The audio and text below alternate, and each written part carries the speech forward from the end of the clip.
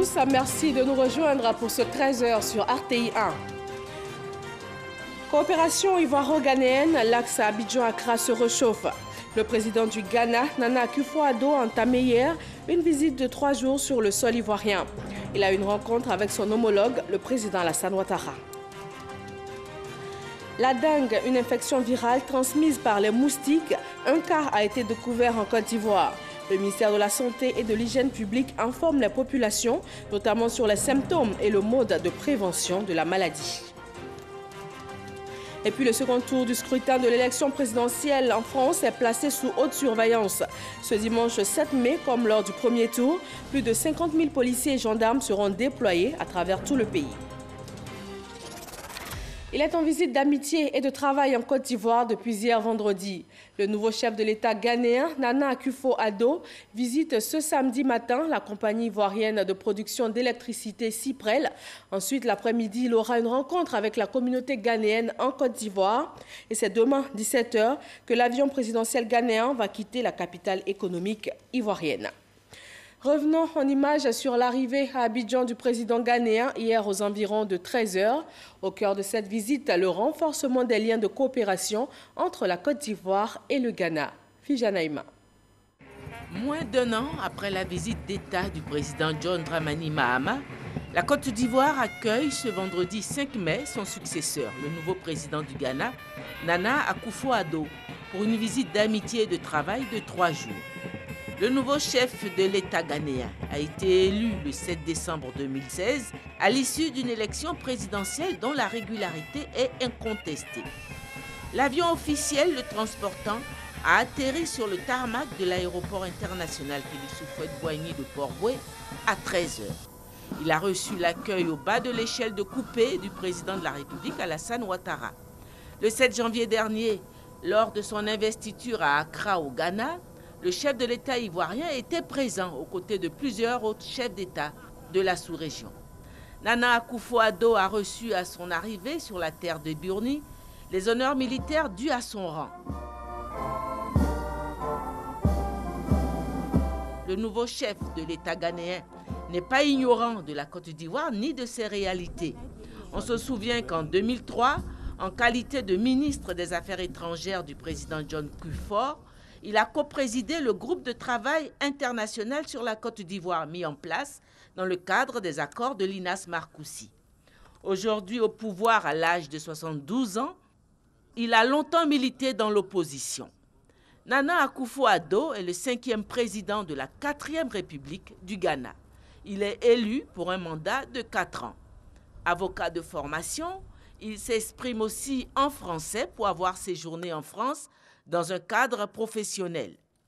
Au cours de son séjour, il s'entretiendra avec son homologue ivoirien, le président Alassane Ouattara, sur plusieurs sujets se rapportant aux relations d'amitié et de bon voisinage entre leurs deux pays. Il rencontrera aussi la communauté ghanéenne vivant en Côte d'Ivoire. Mais avant cela, il a pu goûter dès son arrivée l'affection des siens venus lui manifester leur soutien. Présent également pour son accueil, les chefs traditionnels et religieux qui lui ont souhaité l'Akwaba en terre ivoirienne.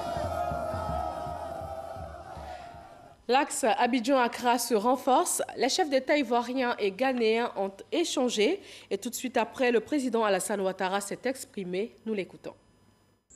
Nous venons avec Monsieur le Président et les 2 délégations de procéder à un échange sur les relations bilatérales entre le Ghana et la Côte d'Ivoire et bien évidemment également sur les questions continentales et internationales. Sur les questions bilatérales, je crois qu'il n'est point besoin de dire à quel point les relations entre les 2 pays sont fortes et singulières. Nous sommes liés par la géographie, nous sommes liés par la culture, nous sommes liés par des intérêts communs et évidemment nous sommes liés par l'histoire. L'histoire de 2 grands hommes qui ont fait l'indépendance du Ghana et de la Côte d'Ivoire, le président Kwame Nkrumah et le président Félix Houphouët-Boigny. Et nous sommes dans la droite ligne de vouloir renforcer les relations entre nos deux pays.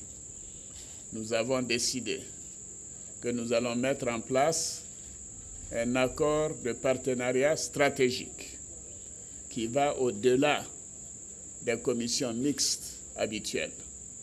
Et cet accord de partenariat stratégique permettra de couvrir tous les domaines, que ce soit les domaines de coopération politique, de coopération économique, de coopération diplomatique, sécuritaire et ainsi de suite.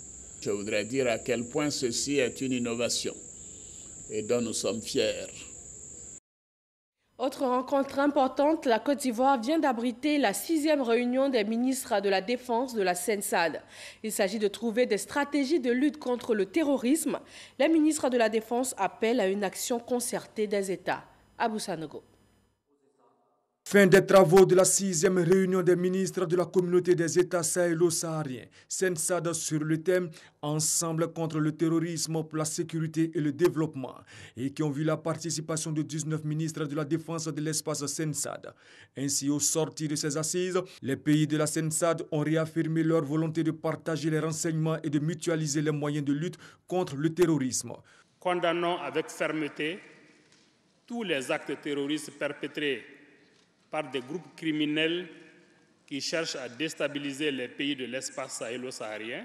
Réitérons notre ferme attachement à la dynamique de coopération militaire et sécuritaire entre les États dans l'espace sahélo-saharien, notamment face aux groupes terroristes dans le Sahel, dans le bassin du lac Tchad et en Somalie. Ces travaux ont également permis aux participants de dégager un consensus sur plusieurs points, notamment la confirmation de la nécessité de doter nos États membres d'un centre de lutte antiterroriste ayant pour objet l'approfondissement de l'échange d'informations et la concertation dans l'action, l'adoption et la consolidation des textes juridiques sur la paix et la sécurité de la communauté, la volonté de privilégier le partage de renseignements, la mutualisation des moyens de lutte et la mise en cohérence des plans nationaux et régionaux de lutte contre le terrorisme. La 7e réunion des ministres de la Défense de la CENSAD se tiendra au Nigeria dans 2 ans. Le gouvernement ivoirien veut faire de l'enseignement supérieur et de la recherche scientifique le fer de lance de l'émergence. Le ministère de l'Enseignement supérieur et de la recherche scientifique a initié un projet de création d'un centre national de calcul. Sa mission sera d'offrir aux chercheurs un cadre informatique fiable et sécurisé. Fidèle Aigné et Ami Sissoko. La Côte d'Ivoire entend faire de l'enseignement supérieur et de la recherche scientifique un pilier essentiel pour son émergence en 2020. Pour réaliser cette ambition, le ministère de l'Enseignement supérieur et de la recherche scientifique a initié le projet de création d'un centre national de calcul. Ce centre va offrir aux chercheurs un cadre informatique fiable et sécurisé. Le premier processeur du supercalculateur, un ordinateur conçu pour atteindre les plus hautes performances en matière de technologie, a été remis au ministre de l'Enseignement supérieur et de la Recherche scientifique par l'ambassadeur de France en Côte d'Ivoire. Les capacités de calcul et de simulation seront uniques en Afrique subsaharienne. Avec cet outil national de recherche de classe internationale, tous les atouts sont réunis pour que la Côte d'Ivoire soit à la pointe de la recherche fondamentale et appliquée, lui permettant d'accroître et de promouvoir l'innovation, d'améliorer sa compétitivité et d'asseoir sa souveraineté nationale. Le directeur général de la recherche et de l'innovation a expliqué la mission assignée à ce centre national de calcul qui sera utile à la Côte d'Ivoire et aussi à toute l'Afrique. Pour accroître sa compétitivité, il faut pouvoir disposer, n'est-ce pas, de ces moyens importants dans la simulation. Donc ça, c'est vraiment un enjeu important. Et donc, nous, ici, nous avons pu comprendre, grâce à la vision de Mme la ministre, qui est de faire donc, de la recherche scientifique un levier pour le développement, et donc un levier pour la transformation de notre économie vers le milieu industriel. Donc, nous avons pu comprendre que nous avons la belle opportunité pour mettre en synergie notre milieu industriel, le milieu des entreprises et le milieu académique à travers cet outil fédérateur. Installé au pôle numérique et d'innovation de l'Université Félix Houphouët-Boigny à Bécheville, ce centre national de calcul sera opérationnel en octobre 2017. Une mission de la République démocratique du Congo est en ce moment en Côte d'Ivoire. En première ligne, le partage d'expériences dans la mise en œuvre du contrat de désendettement-développement C2D. Les Congolais se sont imprégnés du modèle ivoirien sur plusieurs points. Lancine Bakayoko. Le boulevard de France est redressé à Cocody. Une demi-dizaine de kilomètres matérialisés par une double voie neuve, avec 3 giratoires et de nombreux aménagements sécurisés, reliant les différents quartiers et agglomérations. Une usine de production d'eau potable à Adonkwa, dans la sous-préfecture de Sangon, avec une capacité de 50 000 m3 d'eau jour. Des projets financés dans le cadre du contrat de désendettement et de développement CDD. Un modèle de réussite aux yeux des Congolais en visite d'imprégnation sur les ouvrages. Je suis impressionné par les réalisations du CDD que je vis dans ce pays. Je suis également impressionné par la qualité de l'organisation et par l'appropriation nationale. C'est quand même une expérience réussie qui va beaucoup nous inspirer. Le CDD en Côte d'Ivoire, le plus important mis en œuvre, arrimé au plan national de développement. Les projets sont fléchés vers les secteurs prioritaires, dont l'éducation, la santé, l'agriculture, l'eau, les infrastructures de transport et la justice. Il représente quelques 1150 milliards de francs CFA. Au niveau du C2D ivoirien, nous avons une forte implication de nos autorités politiques pour sa mise en œuvre, selon les principes de base même qui ont été définis, qui est la célérité, la transparence et la redevabilité. Le dispositif du CDD permet à la France de rétrocéder les échéances de dettes ivoiriennes versées sous forme de subventions au service de projets de développement. Ces projets sont choisis d'un commun accord entre les parties françaises et ivoiriennes. Parlons santé avec les symptômes et les moyens de prévention de la dengue. Après la découverte d'un cas en Côte d'Ivoire, le ministère de la Santé communique sur la maladie. Quel est le mode de transmission? Comment prévenir la dengue? Ami Sissoko. Transmise à l'homme par la piqûre de moustique femelle infectée du genre Aedes, la dengue est une maladie virale. Le virus de la dengue existe sous 4 formes. Les plus graves sont les formes 3 et 4. Les symptômes de la dengue sont similaires à ceux d'une grosse grippe et se manifestent dans les 3 à 14 jours, 4 à 7 jours en moyenne qui suivent la piqûre par le moustique. La maladie se manifeste par une forte fièvre à près de 40 degrés, associée à des maux de tête, des courbatures, des douleurs articulaires et des douleurs rétro-orbitaires. La forme sévère se caractérise par des saignements, des douleurs abdominales, des vomissements pouvant entraîner le décès du malade. La dengue sévit dans les régions tropicales et subtropicales d'Amérique centrale, australe et d'Asie. Des cas sont diagnostiqués en Europe. Elle est également présente en Afrique et en Océanie. La dengue est particulièrement active dans les zones urbaines. Elle touche tout le monde. Une vingtaine de cas de dengue enregistrés à Abidjan. Face à cette situation, et pour éviter la propagation de la maladie, les mesures sanitaires d'urgence ont été prises.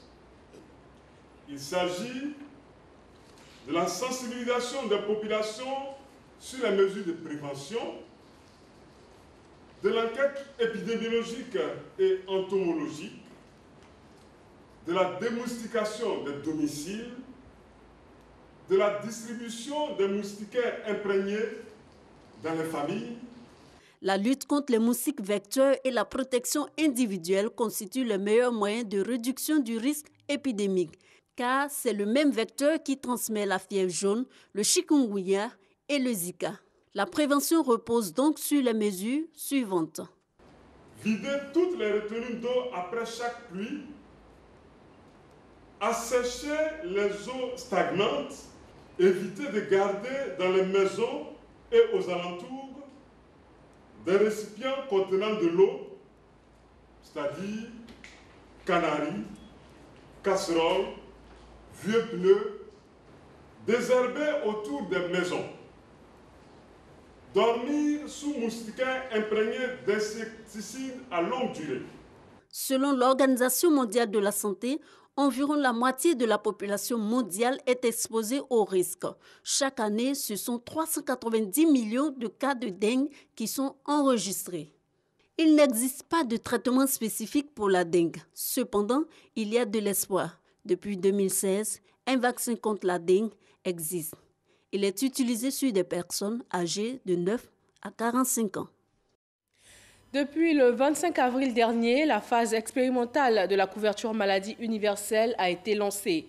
Les 6 premiers mois vont concerner 150 000 étudiants des universités de Côte d'Ivoire avant de s'étendre en janvier 2018 à toute personne vivant dans le pays. De l'enrôlement jusqu'à la phase de retrait de la carte, les différentes étapes avec Franck Quadio. Jeudi 27 avril, un groupe d'étudiants échangeant gaiement, Roméo et ses amis de l'université Alassane Ouattara d'Abou-Bois-Djamé, heureux d'avoir pu retirer leur carte à CMU. Il y a quelque temps encore, ces derniers doutaient de la réalité de l'opération. Je n'ai pas cru dans les débuts. Bon, maintenant que j'ai eu un responsable même qui a venu nous passer l'information en amphi, bon, j'ai vu que bon, c'était quelque chose de bien, qu'il fallait souscrire à cela. La CMU, couverture maladie universelle, maintes fois relancée depuis l'enrôlement du chef de l'État le 30 décembre 2014, puis une nouvelle stratégie symbolisée le 25 avril 2017 par le lancement de la phase expérimentale, aller au plus près des populations, cible choisie, les 150 000 étudiants constituant la population universitaire. Le projet expérimental est mis en œuvre pour nous permettre d'identifier les dysfonctionnements éventuels et également tous les processus à améliorer. Critères retenus pour le choix des étudiants, la répartition géographique et la disponibilité de l'offre de soins. Les centres de santé universitaires qui vont constituer des centres de santé de premier contact ont été mis à niveau. La phase expérimentale va couvrir 6 mois de soins gratuits en faveur des étudiants. Pendant ces 6 mois, tous les étudiants enrôlés qui ont leur carte bénéficient systématiquement de 6 mois de cotisation offerte par l'État de Côte d'Ivoire. Après le test, les étudiants seront amenés à payer leurs cotisations. Et la cotisation, vraiment, c'est 1 000 francs par mois. Pour la mise à disponibilité de la CMU, quelques 145 sites d'enrôlement confiés à un partenaire technique et pour la phase expérimentale, des sites d'enrôlement mobile dans les universités publiques et privées. Rendons-nous dans un centre d'enrôlement dans la commune du Plateau. La femme m'a dit tout à l'heure que ces cartes me permettaient de pouvoir prendre certaines maladies en charge et donc d'attendre après pour pouvoir utiliser ces cartes, qui vont passer une information à la télé qui pourra nous dire à quel moment nous pourrons utiliser la carte. 9 centres de santé universitaires ont été choisis pour accompagner cette phase expérimentale. Et au jour du lancement, il y avait 7 qui étaient totalement prêts en termes d'infrastructures, en termes d'équipements médicaux, matériel de bureau, en termes de personnel. Et les 2 autres centres pour lesquels les travaux de mise en niveau ont commencé tardivement seront réceptionnés au cours de la première semaine du mois de mai. Donc d'ici le 15 mai, tous les 9 centres seront opérationnels. Une réponse à plusieurs préoccupations exprimées par les étudiants sur le terrain. Au nombre des pathologies prises en charge, on peut citer les affections circonstancielles, la chirurgie digestive, la dermatologie et les maladies infectieuses. De quoi susciter l'engouement. L'étudiant disait chaque fois, délégué, bon, tu as passé l'information, nous sommes allés nous enrôler, depuis il n'y a pas de suite. Moi également, je me suis fait enrôler depuis l'année 2015. Voilà, c'est cette année que j'ai retiré ma carte. On se disait que ça n'allait pas aboutir. Dieu merci, Monsieur le Président de la République de Côte d'Ivoire a tenu sa parole et les choses se déroulent bien actuellement. Nous avons environ 300 étudiants par jour qui se font enrôler. Et pour le retrait des cartes, la moyenne s'évalue à 500 retraits par jour. Une phase expérimentale engagée donc depuis plus de 10 jours aujourd'hui. Enrôlement et retrait de cartes, 2 étapes principales, mais aussi une phase de suivi. On prend leur réclamation, c'est-à-dire on prend leur nom, leur date de naissance et puis on prend leur contact. Après, on traite le dossier et puis on leur fait signe par SMS. Les questions qui reviennent généralement, c'est qu'est-ce que c'est que la CMU? Ils veulent savoir quels sont leurs intérêts, quels sont les avantages qu'ils ont à se faire enrôler. Et ces avantages sont assez simples. C'est cette facilité de se faire soigner à moindre coût.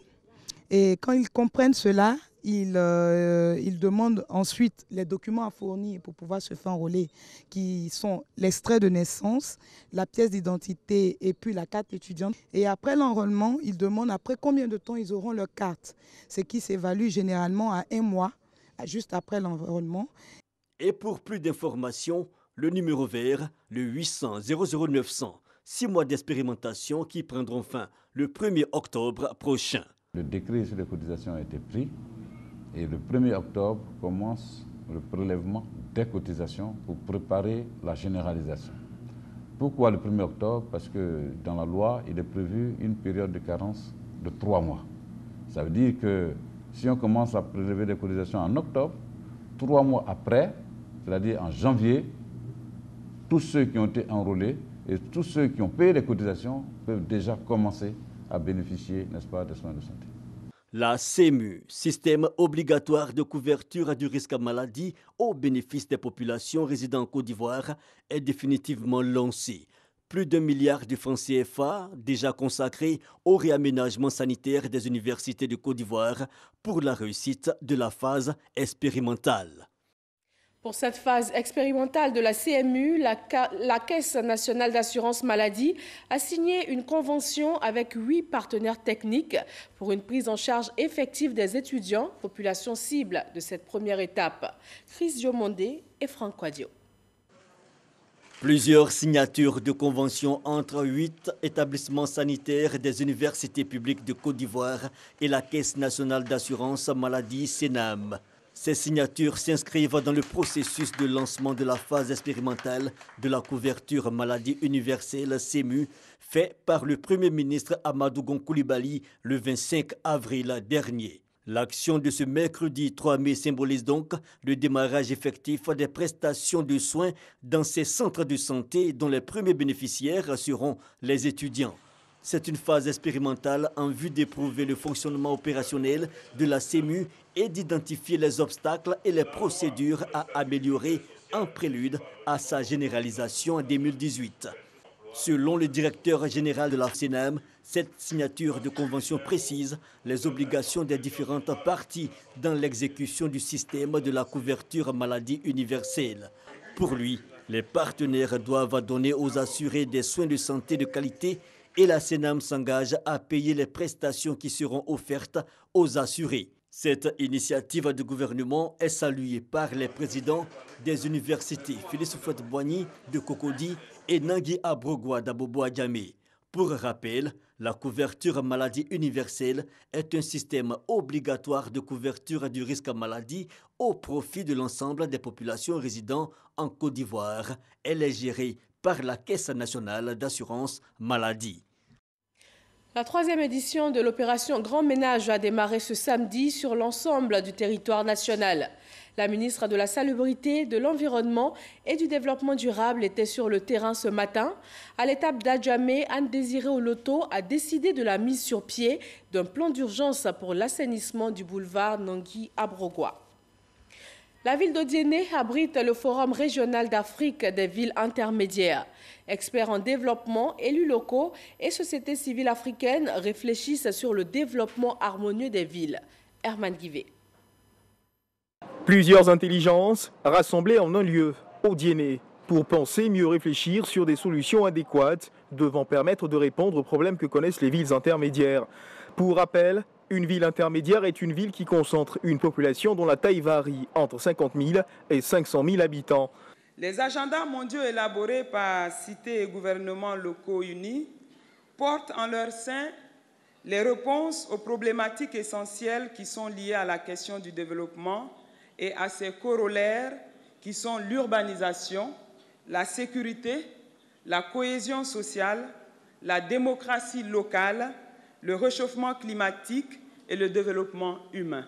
en considérant que les villes intermédiaires du monde présentent des similitudes en matière de vécu et de problèmes sociaux.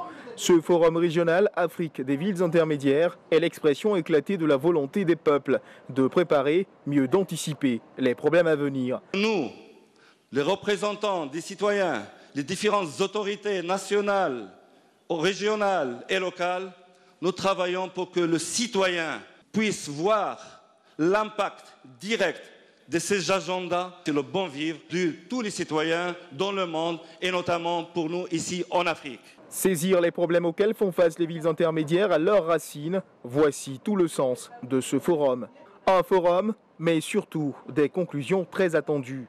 Nos attentes sont nombreuses et légitimes.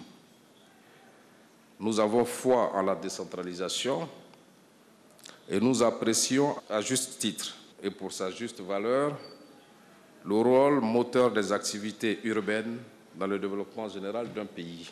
Une série de tables rondes portant sur des thématiques en rapport avec les réalités que connaissent les villes intermédiaires animeront ce forum, un forum régional dont la première édition se tient en terre ivoirienne. Les producteurs d'EVA de Soubré, dans le sud-ouest du pays, sont sensibilisés en vue de la création d'une interprofession de l'activité évéicole. L'intérêt de la mise sur pied d'une telle structure a été expliqué aux producteurs en vue de les impliquer dans le processus. Eugène Atoubé. Les producteurs d'EVA de Soubré sont unanimes. Il est grand temps pour eux, disent-ils, d'asseoir une meilleure organisation de la profession au plan local. Le président du COP EVA, qui conduisait la mission d'information et de sensibilisation des producteurs de Soubré, s'en félicite. Le COP EVA, collectif des organisations professionnelles agricoles de la filière EVA de Côte d'Ivoire, veut s'inspirer de la réussite de la filière coton anacarde pour donner une impulsion nouvelle à l'activité évéicole en Côte d'Ivoire. L'enjeu, mettre en place une autorité de régulation dans la filière EVA avec pour exigence principale le regroupement des producteurs et l'union des coopératives. À Soubré, on dénombre plus de 2000 producteurs pour une production moyenne annuelle de 10 000 tonnes. Des producteurs contrariés par la fluctuation des prix de l'EVA sur le marché mondial, mais qui gardent espoir. La région de Soubré, de par son importante contribution à la production nationale et son chiffre d'affaires, estimé à plus de 3 milliards de francs CFA, peut être un partenaire de poids pour l'interprofession, suscité par le collectif des organisations professionnelles agricoles de la filière EVA de Côte d'Ivoire. L'accord pour adhésion des coopératives locales est déjà un bon point pour le COP EVA. En France, le second tour du scrutin présidentiel est placé sous haute surveillance. Alors que le pays est toujours sous état d'urgence, les forces de l'ordre seront à nouveau massivement mobilisées pour ce dimanche 7 mai. Comme lors du premier tour, plus de 50 000 policiers et gendarmes vont être déployés à travers tout le pays ce dimanche. Plus de 60% de la diaspora ivoirienne à l'étranger est installée en France. À 24 heures de l'appel aux urnes, notre envoyé spécial, Alexis Ouedraogo, a sillonné le plus ivoirien des quartiers français de Paris, Château d'Eau. Son reportage. Le quartier presque ivoirien, il le connaît comme sa poche. Les coiffeurs, les vendeurs de Nyamakou, les vendeurs de déguets, bananes, tout ce que tu veux. Donc, À moins de 24 heures de la présidentielle française, un seul sujet sur les lèvres. Je pense que c'est une élection vraiment capitale pour nous, Africains, Ivoiriens en particulier. J'espère que cette élection va changer beaucoup dans le déroulement de la politique française vis-à-vis de l'Afrique. Une autre préoccupation, celle de l'immigration. De nombreux Africains espèrent que des solutions concrètes seront trouvées par la nouvelle présidence. Aujourd'hui, les gens cherchent à vivre, pas d'eau, pas courant, pas d'école. Avant, l'immigration, c'était pas ça. L'immigration, c'était autre chose. Aujourd'hui, l'immigration, c'est quoi? Les gens veulent vivre seulement. Vivre, c'est quoi? C'est-à-dire manger, boire, à leur soif. En ce moment, c'est bon. Mais si on n'arrive pas à boire, on n'arrive pas à manger, les gens vont partir. Cette journée, dans plusieurs bureaux de vote, l'heure est à la mise en place. Demain, dès 8 heures, ils ouvriront leurs portes pour recevoir les premiers votants. Voilà, merci de votre attention. Excellent week-end à tous du côté d'Assini, localité du sud-est de la Côte d'Ivoire dans le département d'Adiaké. Située à 80 km à l'est d'Abidjan, Assini ou Assini Mafia est une station balnéaire très prisée pour ses belles plages de sable fin bordées de cocotiers. Très bon samedi à tous.